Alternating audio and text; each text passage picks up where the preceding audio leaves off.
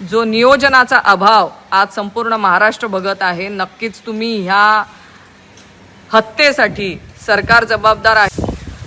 महाराष्ट्रामध्ये कुठेही इंधन तुटवडा नाही असा गाजावाजा करणाऱ्या सरकारचं काल भांडाफोड झालेला आहे। हिंगोली जिल्ह्यामध्ये एका मातेला फक्त रुग्णवाहिकेमध्ये डिझेल नाही म्हणून तिला रुग्णवाहिका नाकारण्यात आली आणि प्रसूतीसाठी तिला 2 तास वाट बघावी लागली आणि तिला जेव्हा ती रुग्णवाहिका प्रायव्हेट रुग्णवाहिकेमधून जेव्हा तिला ट्रीटमेंट घेण्यासाठी ती दवाखान्यापर्यंत पोहोचली तोपर्यंत तिने तिचं बाळ दगावलं होतं।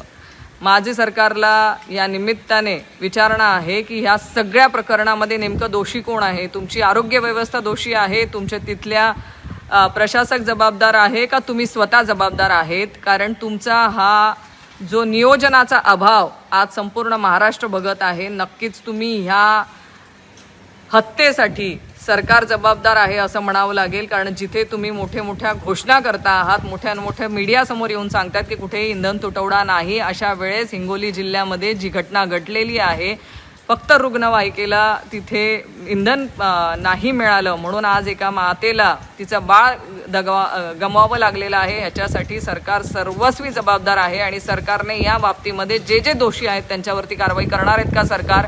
आणि तुम्ही तुमच्या अपयशाची जबाबदारी स्वतः घेणार आहात का?